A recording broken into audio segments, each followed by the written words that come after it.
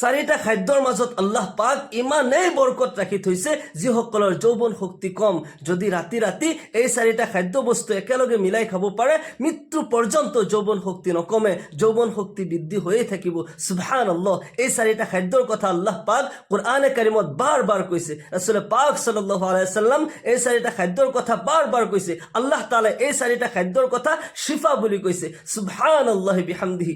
আজিৰ দূষিত আবহাওয়া, অপুষ্টিকৰ খাদ্যৰ কাৰণে আজিৰ যুৱ সমাজ অতি কম বয়সতে যৌৱন শক্তি নষ্ট কৰি পেলাইছে। আজি কোৰআন আৰু হাদিছৰ পৰা চাৰিটা খাদ্যৰ কথা মই সাজেষ্ট কৰিম, যদি নিয়মিতভাৱে আপুনি খাব পাৰে আল্লাহ তাআলা আপোনাৰ সকলো দুৰ্বলতা দূৰ কৰি দিব। 80 বছৰ বয়স পৰ্যন্ত আপোনাৰ যৌৱন শক্তি বৃদ্ধি হৈয়ে থাকিব ইনশাআল্লাহ তাআলা। এক নম্বৰ খাদ্য বস্তু হৈছে কলা জিৰা। আল্লাহর রাসূল সাল্লাল্লাহু আলাইহি ওয়াসাল্লাম ইরশাদ করে, ইন্না হাব্বাতাস সাউদা শিফাউম মিন কুল্লি দাইন ইল্লা সাম। এই কলা জিৰা কিছুমানে কাল জিৰা বুলি কয়, আকৌ কিছুমানে কৃষ্ণ জিৰা বুলিও কয়। আল্লাহৰ নবী সাল্লাল্লাহু আলাইহি ওয়াসাল্লাম ইৰশাদ কৰে এই কলা জিৰা সকলো বেমাৰৰ ঔষধ হয়। সুবহানাল্লাহ। মৃত্যু ব্যতীত সকলো বেমাৰৰ কাৰণে শিফা হয়। নবী সাল্লাল্লাহু আলাইহি ওয়াসাল্লামৰ এজন সাহাবা যুদ্ধৰ ময়দানৰ পৰা যেতিয়া উভতি আহে ৰাস্তাত অসুস্থ হৈ গ'ল। এনেকৈ অসুস্থ হৈছে, বহুত চিকিৎসা কৰাৰ পিছতো ভাল নাপালে। যেতিয়া ঘৰত অনা হ'ল, এজন হাকিমক মাতা হ'ল। হাকিম মানে হৈছে ডক্টৰ।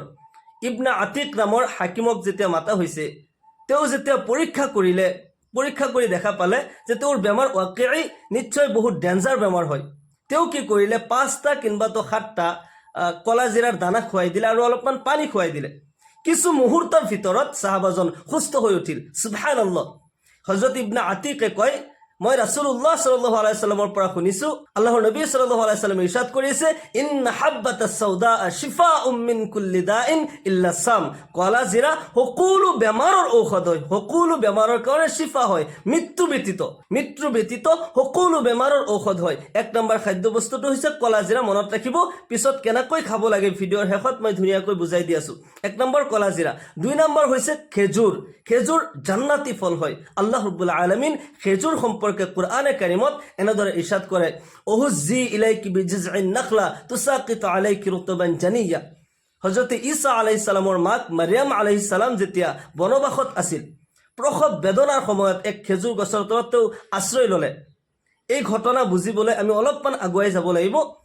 হযৰত ঈসা আলাইহিস সালামৰ মাক হযৰত মাৰিয়াম আলাইহিস সালাম আল্লাহ তাআলাৰ ঘৰ কাবা শৰীফত ইবাদত কৰি আছিল। তেওঁ এগৰাকী মহিলা যদিও কাবা শৰীফত আল্লাহৰ ঘৰত কেনেকৈ ইবাদত কৰি আছিল, ইয়াতে এটা কাহিনী আছে।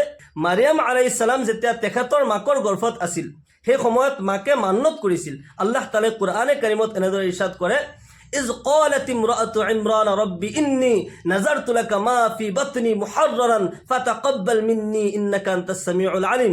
যেতিয়া ইমৰানৰ স্ত্ৰীয়ে এই কথা মান্নত কৰিলে, ইয়া আল্লাহ, মোৰ গৰ্ভত যি সন্তান আছে এই সন্তান মই তোমাৰ নামত উৎসৰ্গ কৰি দিলো, তোমাৰ ঘৰত খিদমত কৰিব, তুমি কবুল কৰা। আল্লাহ তাআলাই কবুল কৰি ল'লে। আৰু মাকেতো এই কথা নাজানে যে গৰ্ভত সন্তান ল'ৰা নে ছোৱালী হয়। তেওঁ ভাবিছিল ল'ৰা হ'ব, কিন্তু ল'ৰা দেনেৱালা বা ছোৱালী দেনেৱালা আল্লাহ হয়। আল্লাহ তাআলাই যাকে ইচ্ছা কৰে ল'ৰা দান কৰে, আল্লাহ তাআলাই পুত্ৰ দান কৰে, যাকে ইচ্ছা কৰে কন্যা দান কৰে। সকলো কিছু আল্লাহ তাআলাৰ তৰফৰ পৰাই হয়। তেওঁ মান্নত কৰিলে, আল্লাহ তাআলাই কবুল কৰিছে, কিন্তু সন্তান জন্ম হ'ল ছোৱালী। যিমান যি হ'লেও মান্নতটো কৰিছে। এটা কথা মনত ৰাখিব, মান্নত কৰাটো সহজ হয়, কিন্তু মান্নত যেতিয়া এজন মানুহে কৰে, নাজাৰ যেতিয়া কৰে, সেয়া ৱাজিব হৈ যায়, হৰ হালে পুৰা কৰিবই লাগিব। আমি বহুত মানুহে ল'ৰা ছোৱালীৰ কিবা বেমাৰ হৈছে, কিবা বিপদ আপদ হৈছে, আমি মান্নত কৰোঁ। মনত ৰাখিব, মান্নত কৰিছোঁ সহজত, কিন্তু সেয়া পুৰা নকৰিলে কিন্তু আমি গুনাহগাৰ হ'ম। মান্নত কৰিলে সেয়া ৱাজিব হৈ যায়, আমি পুৰা কৰিবই লাগিব।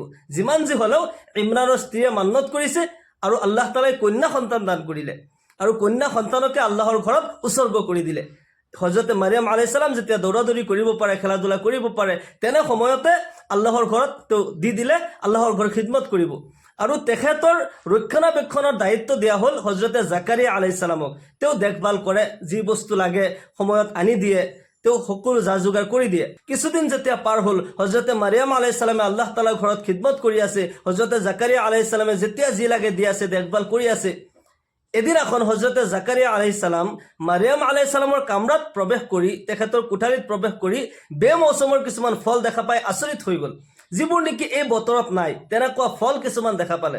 তেওঁ প্ৰশ্ন কৰিলে, হে মাৰিয়াম, এইবোৰ ক'ৰ পৰা আহিল? কুল্লামা দাখালা আলাইহা জাকাৰিয়াল মিহৰাব ওয়াজাদা ইনদাহা ৰিজকা ক্বালা ইয়া মাৰয়াম আন্না লাকি হাযা ক্বালাত হুয়া মিন ইনদিল্লাহ ইন্নাল্লাহা ইয়াৰযুকু মান ইয়াশাউ বিগাইৰি হিসাব। জাকাৰিয়া আলাইহিস সালামে যেতিয়া প্ৰশ্ন কৰিলে, হে মাৰিয়াম, এইবোৰ ক'ৰ পৰা আহিল? মইতো আনি দিয়া নাই। হযরতে মারিয়াম আলাইহিস সালামে কয়, হুয়া মিন ইনদিল্লাহ ইন্নাল্লাহা ইয়ারযুকু মান ইয়াশাউ বিগাইরি হিসাব। ইয়া আল্লাহ তাআলার পক্ষৰ পৰা হয় আৰু আল্লাহ তাআলাই যাকে ইচ্ছা কৰে বেহিসাব ৰিজিক দান কৰে। সুবহানাল্লাহ। এই ঘটনা দেখা পাই হযৰতে জাকাৰিয়া আলাইহিস সালামে সেই ঠাইতে দোয়া কৰিছিল। জাকাৰিয়া আলাইহিস সালাম যেহেতুকে নিক সন্তান আছিল, তেওঁ আল্লাহ তাআলাৰ ওচৰত দোয়া কৰিলে, ইয়া আল্লাহ, তুমি যদি মাৰিয়ামক বেমৌচমৰ ফল খুৱাব পাৰা, তেতিয়াহ'লে মোৰ এই 80 বছৰ বয়সত মোক কিয় সন্তান দিব নোৱাৰা? আল্লাহ তাআলাৰ ওচৰত তেওঁ দোয়া কৰিছিল। হুনালিকা দাআ জাকাৰিয়া ৰাব্বা ক্বালা ৰাব্বি হাবলি মিন লাদুনকা যুৰৰিয়াতান তাইয়্যিবা ইন্নাকা সামিউদ দুআ। আল্লাহ তাআলাই এই দোয়া কবুল কৰিলে আৰু জাকাৰিয়া আলাইহিস সালামক আল্লাহ তাআলাই পুত্ৰ সন্তানৰ সুসংবাদ দিলে। জাকাৰিয়া আলাইহিস সালাম যেতিয়া তেখেতৰ মেহৰাবত তেওঁ দোয়া কৰি আছিল, নামাজ পঢ়ি আছিল, তেনে মুহূৰ্তত আল্লাহৰ ফেৰেশতা উপস্থিত হৈ পুত্ৰ সন্তানৰ সুসংবাদ দিলে।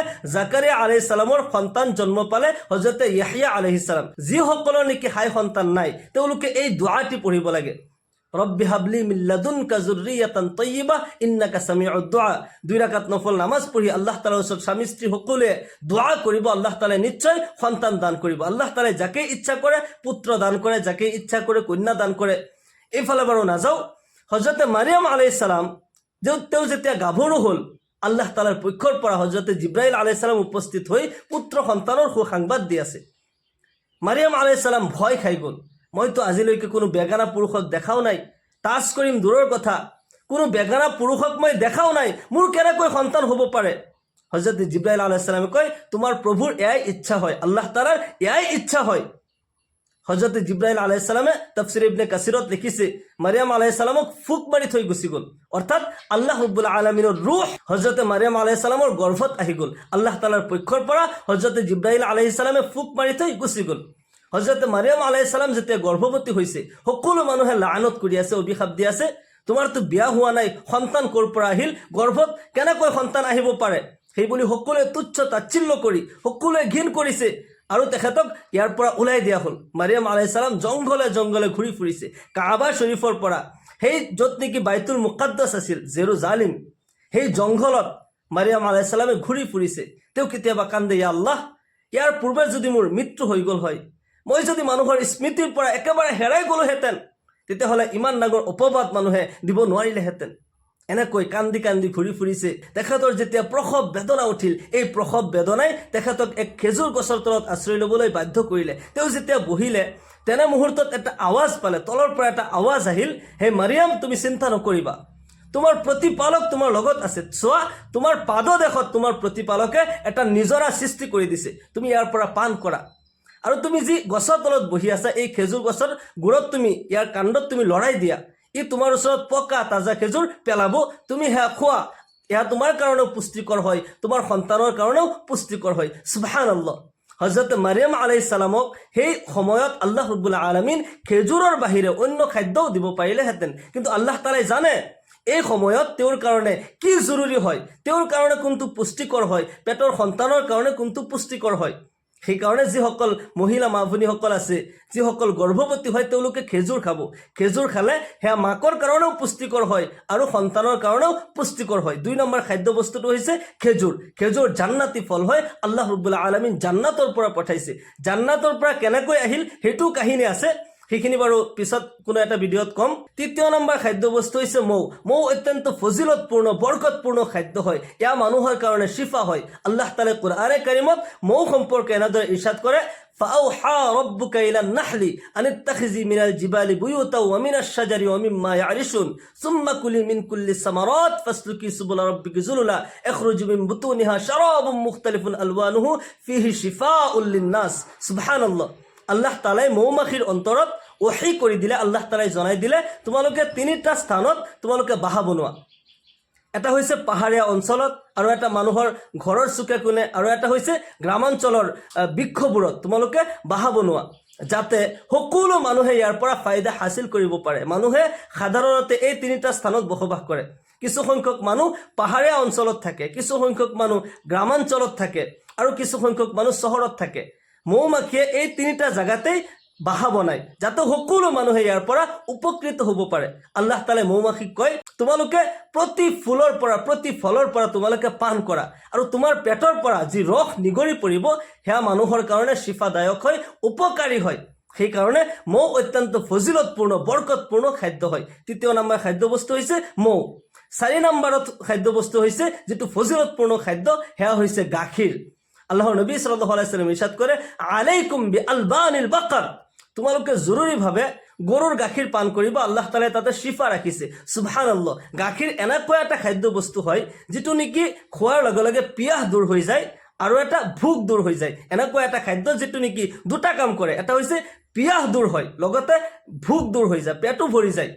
আল্লাহৰ নবী সাল্লাল্লাহু আলাইহি ওয়াসাল্লাম মেৰাজৰ ৰাতি যেতিয়া ইমামতি কৰিলে, বাইতুল মুকাদ্দাছত সকলো আম্বিয়াসকলৰ ইমামতি কৰিলে, 2 ৰাকাত নামাজ পঢ়িলে। নামাজৰ পিছত আল্লাহৰ ফিৰিষ্টা হযৰত জিব্ৰাইল আলাইহিস সালামে 2টা পিয়ালা লৈ আহিছিল। এটাত আছিল শৰাব আৰু এটাত আছিল গাখীৰ। নবী সাল্লাল্লাহু আলাইহি ওয়াসাল্লামক ইখতিয়াৰ দিয়া হৈছে, ইয়া ৰাসূলুল্লাহ, 2টা পিয়ালাৰ পৰা যিকোনো এটা আপুনি পছন্দ কৰিব পাৰে, ইখতিয়াৰ হয়। আল্লাহৰ নবী সাল্লাল্লাহু আলাইহি ওয়াসাল্লামে গাখীৰৰ পিয়ালা পান কৰিলে। হযৰত জিব্ৰাইল আলাইহিস সালামে কয়, ইয়া ৰাসূলুল্লাহ, আপুনি ফিতৰাতে সালিম ইখতিয়াৰ কৰিলে, আপুনি যদি গাখীৰ পান কৰে আল্লাহ তাআলা আপোনাক সুস্থ ৰাখিব। সুবহানাল্লাহ। এই 4টা খাদ্য বস্তু অত্যন্ত ফজিলতপূৰ্ণ হয়। যিসকলৰ দুৰ্বলতা আছে, যৌৱন শক্তি কম, তেওঁলোকে এই 4টা খাদ্য বস্তু সঠিক নিয়মত তেওঁলোকে সেৱন কৰিব। ৰাতি আপুনি টোপনিৰ পূৰ্বে আধা চামুচ কলা জিৰা, আধা চামুচ মৌ, 1 গ্লাছ গাখীৰত দি 3টা একেলগে মিহলাই আপুনি ৰাতি টোপনিৰ পূৰ্বে পান কৰিব। আৰু ৰাতিপুৱা শুই উঠি প্ৰথমতে মুখ ধোৱাৰ পিছত আপুনি 4টা-5টা খেজুৰ খাব। এই নিয়মত যদি আপুনি পান কৰি থাকে, এই খাদ্য বস্তু আপুনি খাই থাকে, আল্লাহ তাআলাই আপোনাৰ সকলো দুৰ্বলতা দূৰ কৰি দিব। আৰু এটা নিয়ম আছে, যিসকল একেবাৰে দুৰ্বল হয়, প্ৰেছাৰ ল' হয়, তেওঁলোকে 4-5টা খেজুৰ 1 গ্লাছ গাখীৰত, খেজুৰ ফালি গুটি পেলাই দি 1 গ্লাছ গাখীৰত তিতাই থৈ দিব। 2-3 ঘণ্টা তিতাই থোৱাৰ পিছত এই খেজুৰখিনি চুবাই খাই পানী যদি পান কৰি দিয়ে, কিছুদিন খোৱাৰ পিছতে তেওঁলোকৰ সকলো দুৰ্বলতা দূৰ হৈ যাব। এই 4টা খাদ্য বস্তু অত্যন্ত ফজিলতপূৰ্ণ হয়। যদি আপুনি নিয়মিত খাব পাৰে, কিছুদিন খোৱাৰ পিছতে নিজে নিজে বুজি পাব সকলো দুৰ্বলতা আল্লাহ তাআলাই দূৰ কৰি দিব। আল্লাহ তাআলাই জীৱনত শান্তি দান কৰিব। মহান আল্লাহ তাআলাই আমাক সকলোকে আল্লাহ তাআলাৰ নিয়ামতৰ শুকৰিয়া আদায় কৰাৰ তৌফিক দান কৰক। সকলোকে আল্লাহুম্মা আমিন। ওয়া আখিৰু দাওয়ানা আনিল হামদুলিল্লাহি ৰাব্বিল আলামিন। আসসালামু আলাইকুম ওয়া ৰাহমাতুল্লাহি ওয়া বাৰাকাতুহু।